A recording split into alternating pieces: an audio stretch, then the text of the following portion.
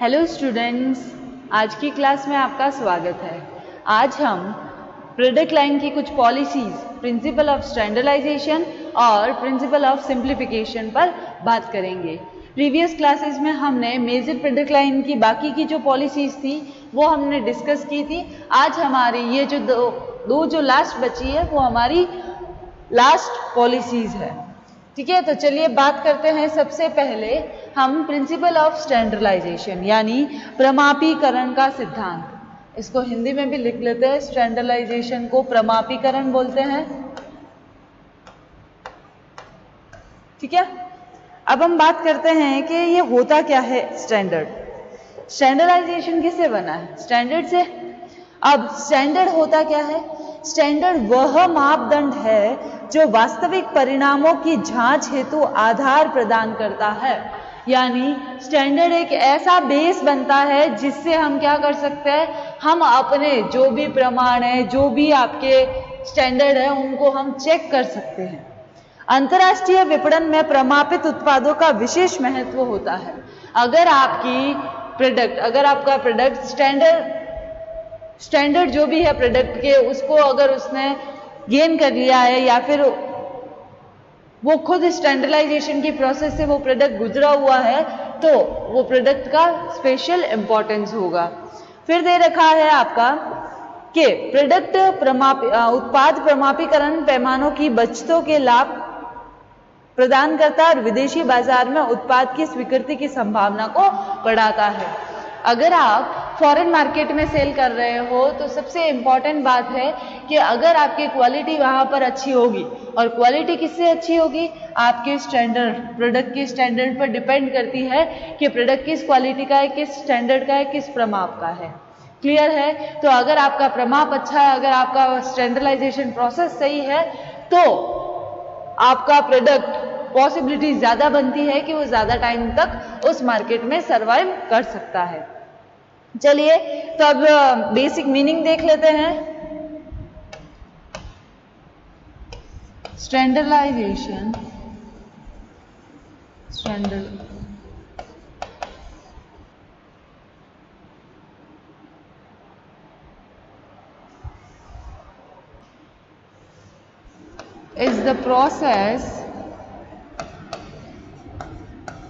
is the process of creating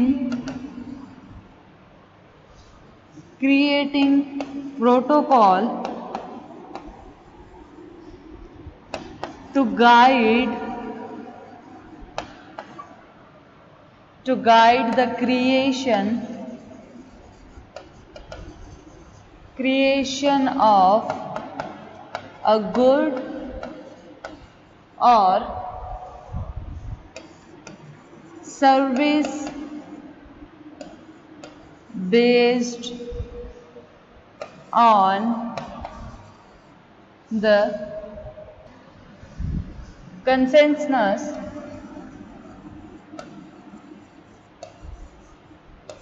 of all the relevant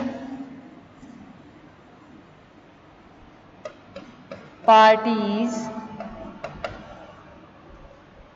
in the industry।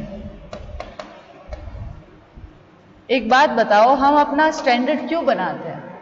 हमने अभी बात की प्रिंसिपल ऑफ स्टैंडर्ड, तो हमने स्टैंडर्ड क्यों बनाया? क्या है ये प्रोसेस, कैसे बनती है, क्यों बनाई जाती है? देखिए, तो सिंपल सा मीनिंग ये कहता है कि standardization is the process of creating protocol to guide the creation of good और सर्विस बेस्ड। यानी कि ये एक ऐसे प्रोटोकॉल को क्रिएट करता है जिससे गुड्स और सर्विसेज जो भी आपके प्रोडक्ट हैं उनको गाइडेंस मिलती है, उनको गाइड करता है, उनके प्रोडक्ट को, उनके जो प्रोटोकॉल होते हैं उनको गाइड करता है। ऐसे प्रोटोकॉल बनाते हैं ताकि वो आप उस प्रोसेस के अकॉर्डिंग फिट हो सके उसमें। द स्टैंडर्ड, नेक्स्ट में देखिएगा,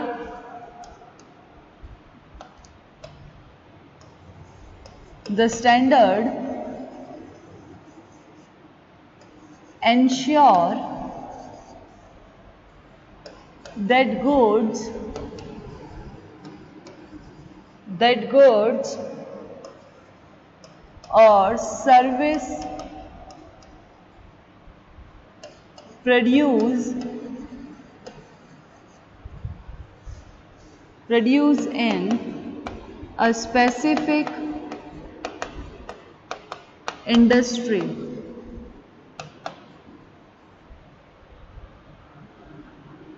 come with consistent quality and are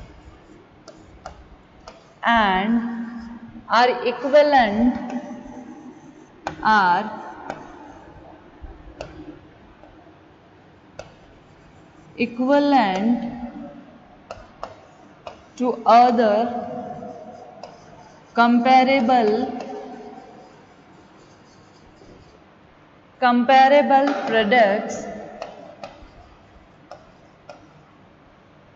or service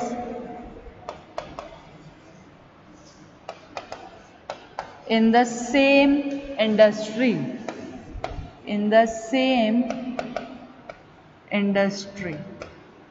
अब देखिए ये क्या कहता है, ये कहता है कि मानक सुनिश्चित करते हैं कि देखिए कि the standard ensure that goods or service produced in a specific industry come with a consistent quality and are equivalent to other comparable product और service in the same industry. यानी जो स्टैंडर्ड है वो आपके ये इंश्योर करवाते हैं कि किसी स्पेसिफिक इंडस्ट्री में प्रोड्यूस जो भी आपके गुड्स और सर्विसेज है उनकी क्वालिटी, सेवाएं लगातार जो भी उनकी क्वालिटी है वो कंटिन्यूस बनी रहेगी और उसी इंडस्ट्री में जो अदर जो कंपैरेबल जो भी प्रोडक्ट है वो उसके बराबर ही माने जाएंगे। क्लियर है यहां पर? फिर देखिए आगे क्या कहता है, आगे हम बात करते हैं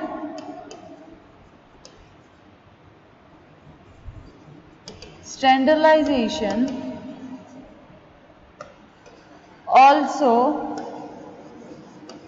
helps in ensuring the safety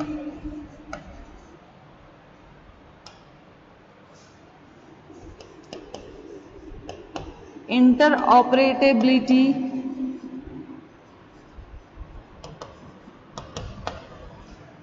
and compatibility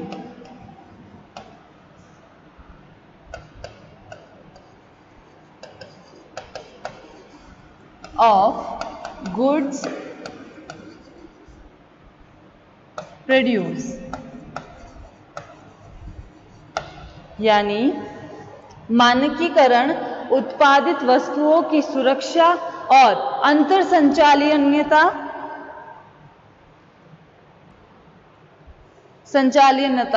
और अनुकूल सुनिश्चित करने में भी मदद करता है। मानकीकरण प्रक्रियाओं में शामिल कुछ पार्टियों में उपयोगकर्ता, रुचि समूह, सरकारें, निगमें और मानक संगठन शामिल है। इसमें कौन कौन इंक्लूड है देखिएगा, इसमें इंक्लूड है governments, corporations and standard organization. Clear है यहां पर? तो ये था आपका प्रिंसिपल ऑफ स्टैंडर्डाइजेशन का। अब इसके गोल क्या है? The goal of standardization is ensure uniformity to a certain practice within an industry, focus on the product creation process, operation of business, technology in use and how specific compulsory processes are instituted or carried out। अब देखते हैं कि standardisation जो है, एक बार वापस से in short में थोड़ा सा देख लेते हैं। क्या कहता है कि उत्पादों के प्रमाणीकरण से आशय एक ऐसी व्यवस्था से है जिसके द्वारा निर्माता या व्यवसायी अपने उत्पादों को एक निश्चित किस्म या स्तर से अच्छा बनाए रखने का प्रयास करता है। यानी हम कहते हैं ना जैसे कि हमको उस स्टैंडर्ड का प्रोडक्ट चाहिए या फिर उस क्वालिटी का बेटर प्रोडक्ट चाहिए, तो उसके लिए हर एक प्रोड्यूसर, जो भी आपका बिजनेसमैन है, वो क्या करता है कि अपने जो प्रोडक्ट्स है उनको एक ऐसी फिक्स सर्टेन स्पेसिफिक क्वालिटी दे देता है, स्पेसिफिक स्टैंडर्ड दे देता है, और उन्हीं के अकॉर्डिंग वो हमेशा उसी टाइप के प्रोडक्ट बनाता रहेगा, प्रोड्यूस करता रहेगा, और उसी जो भी आपका स्टैंडर्ड और जो क्वालिटी दे रखी है उसको मेंटेन करता है। वर्तमान ग्लोबलाइजेशन के युग में प्रमापीकरण का महत्व और बढ़ गया है। जैसे जैसे ग्लोबलाइजेशन पूरे वर्ल्ड में फैल रहा है, अपने पैर पसार रहा है, वैसे वैसे ही आपका जो प्रमापीकरण है, स्टैंडर्डाइजेशन है, वो भी धीरे धीरे हर किसी बिजनेस, हर किसी प्रोडक्ट में अप्लाई हो रहा है। उत्पादों के प्रमापीकरण से निर्माता और उपभोक्ता दोनों को ही लाभ होते हैं। अब हम बात करते हैं कि स्टैंडर्डाइजेशन से एक प्रोड्यूसर को और एक कस्टमर को किस किस टाइप के बेनिफिट्स हो सकते हैं। चलिए, बेनिफिट्स, ठीक है, ये है आपके लाभ। अब बात करते हैं सबसे पहला, प्रमापीकृत उत्पादों से संस्था की ख्याति में वृद्धि होती है, यानी इंक्रीज इन गुडविल। बिजनेस की जो गुडविल है वो बढ़ती है इससे। सेकेंड, आपका विज्ञापन और वितरण व्यय बहुत कम हो जाते हैं। Low cost of advertisement and distribution cost,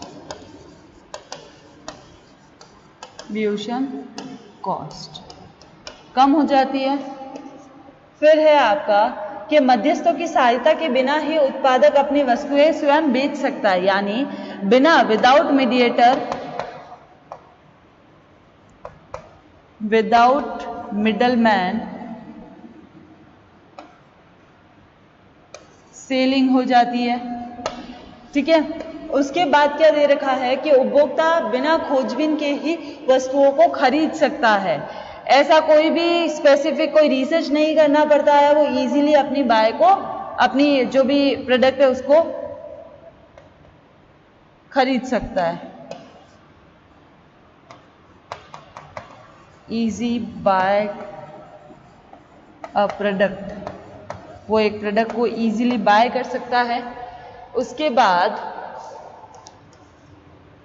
कि व्यवसाय में विक्रय और लाभ में वृद्धि होती है, यानी increase in sales and profit of business. Business की विक्रय बढ़ती है और उसका प्रॉफिट भी बढ़ता है।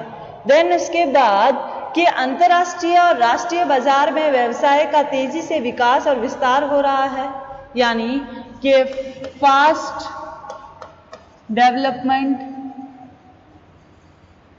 ठीक है। देन उसके बाद कि अंतर्राष्ट्रीय विपणन में कंपटीशन का बेहतर तरीके से मुकाबला किया जा सकता है। compete कर सकते हैं हम बेहतर तरीके से। एंड देन उसके बाद लास्ट है हमारा कि उपभोक्ता को बेटर क्वालिटी की अगर प्रोडक्ट्स मिल रहे हैं तो वो मैक्सिमम उनको सेटिस्फेक्शन मिल सकता है।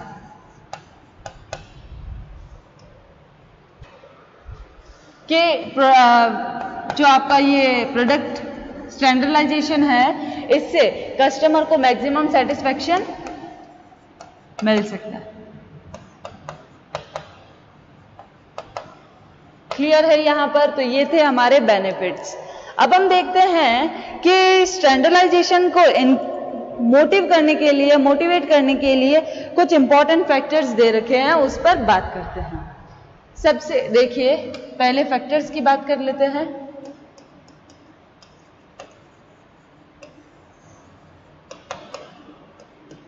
ठीक है, अब फैक्टर्स पर आते हैं। सबसे पहले है हमारी फॉर्म। फॉर्म पर इफेक्ट पड़ता है। When a complete firm standardize their products and service, the competition shift from integrated system to individual components. This means that companies whose main selling point of the integrated system must change strategy to focus on individual component of the system. फिर second है आपका consumer. Consumer effect करता है हमारे? जी हाँ. One of the benefit of the consumer from standardization in increase compatibility and interoperability between products. Example, when a communication gadget and service are standardized, consumer can share information across a large number of the people who are not limited by the specific service or product. यानी अगर आपके पास कोई ऐसा gadget है जिससे आप communication कर सकते हो, ठीक है, तो अगर उसकी क्वालिटी, उसका स्टैंडर्ड सही है तो आप बहुत सारे नंबर ऑफ पीपल्स में आप क्या कर सकते हो, इंफॉर्मेशन सर्कुलेट कर सकते हो. क्लियर है? फिर उसके बाद बात करते हैं हम टेक्नोलॉजी की. टेक्नोलॉजी की यानी कि the effect of standardization on technology is a mixed. It may yield both positive और नेगेटिव आउटकम्स. इससे पॉजिटिव साइन भी आउटकम्स मिल सकते हैं आपको, इससे नेगेटिव भी मिल सकते हैं. अब देखिए कैसे. The positive effect of standardization is that can help weed out of incompatible technology in the market that slow the growth of technology. There will be an increased uptake of standardized technology which will spur the growth of the technology industry. And other resources,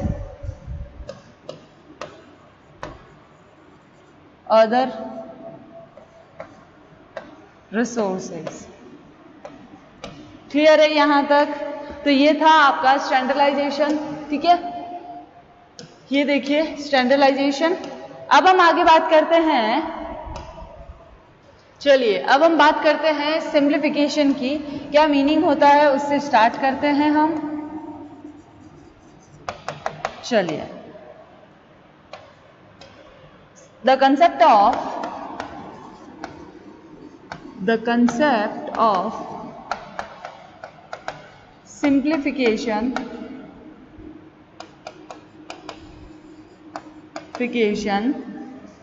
is closely related to standardization. ये जो प्रमापीकरण का सिद्धांत है उसके जैसा थोड़ा concept उससे मिलता जुलता है, उससे संबंध रखता है. सिंप्लीफिकेशन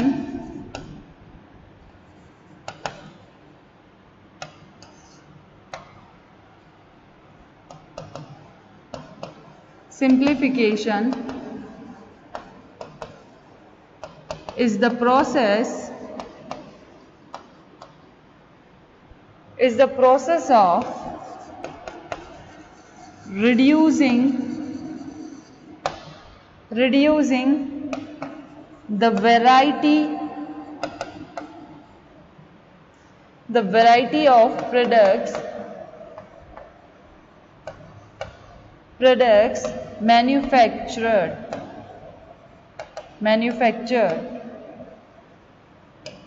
सिंप्लीफिकेशन नेक्स्ट में लिखते हैं, simplification is concerned with the reduction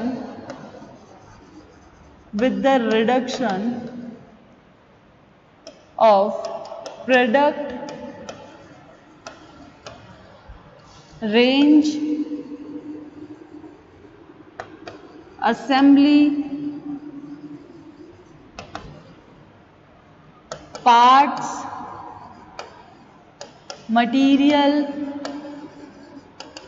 and design. चलिए बात करते हैं सिंप्लीफिकेशन की. यह सिद्धांत अनावश्यक उत्पाद भिन्नताओं, आकार, किस्म, डिजाइन आदि में कमी लाता है तथा विपणन कार्यक्रमों को सरल बनाता है। अभी हमने लिखा ना, देखिए ये देखिए, simplification concern with the reduction of product range, assemblies, parts, material and design, इन सब में कमी लाता है और इस प्रोसेस को क्या करता है, थोड़ा सिंपल बना देता है।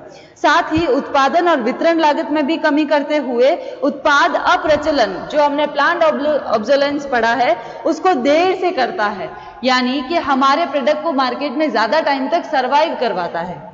सामान्य अर्थ में अगर हम कहें तो उत्पाद सरलीकरण से आशय सीमित उत्पाद पंक्ति से, यानी लिमिटेड लाइन से है। यह एक ऐसी स्ट्रेटेजी है जिसमें प्रोड्यूसर द्वारा जो भी अननेसेसरी प्रोडक्ट्स का जो मैन्युफैक्चर हो रहा है उनको बंद कर दिया जाता है और एक या कुछ ही उत्पादों के निर्माण और विक्रय का कार्य किया जाता है।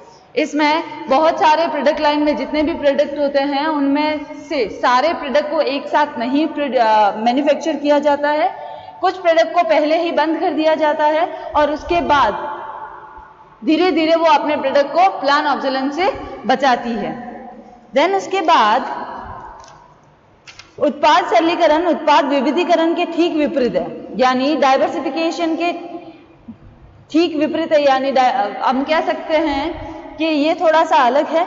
विदेशी बाजार में उत्पाद सरलीकरण से पूर्व पर्याप्त सोच विचार कर किया जाना नितांत आवश्यक है, क्योंकि कई बार एक अलाभप्रद उत्पाद को उत्पाद पंक्ति में बनाए रखना अच्छा होता है, तो कभी कभी लाभप्रद उत्पाद को उत्पाद पंक्ति से निकालना आवश्यक हो जाता है। यानी हम ये कह सकते हैं कि बहुत बार ये जो सिंप्लीफिकेशन का जो प्रोसेस है ये बहुत ही ध्यानपूर्वक करना चाहिए, क्योंकि बहुत बार ऐसा होता है कि प्रोडक्ट हमको चाहिए, ठीक है, हमारे प्रोडक्ट में वो अभी उसकी ज़रूरत है, फिर भी हमको क्या करना पड़ सकता है, हमको उसको निकालना पड़ सकता है, क्योंकि हमको दूसरे प्रोडक्ट को, हमको प्रोडक्ट लाइन को उस मार्केट में टिकाना है, सर्वाइव करवाना है। क्लियर है? अब हम बात करते हैं कि उसके कुछ एडवांटेजेस देख लेते हैं सिंप्लीफिकेशन के। चलिए एडवांटेजेस देख लेते हैं simplification.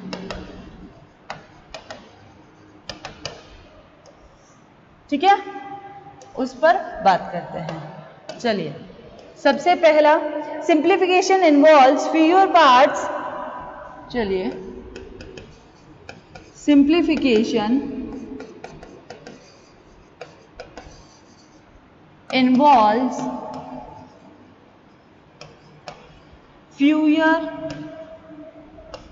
Parts, varieties and changes in products. This reduce manufacturing operation and risk of obsolescence. ये क्या करते हैं, हमारे रिस्क को, this reduce manufacturing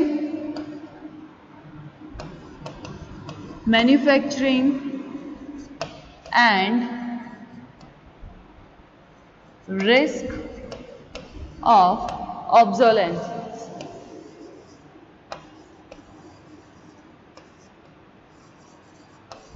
क्लियर है? सेकेंड नेक्स्ट है, simplification reduce variety, volume of remaining product में be increase. Simplification reduce varieties। फिर नेक्स्ट है, simplification provide quick delivery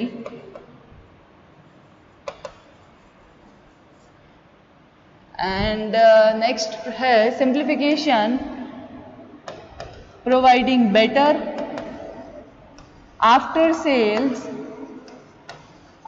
sales services. कम प्रोडक्ट होंगे तो बेटर सर्विसेज मिलेगी ही। Simplification lower the production cost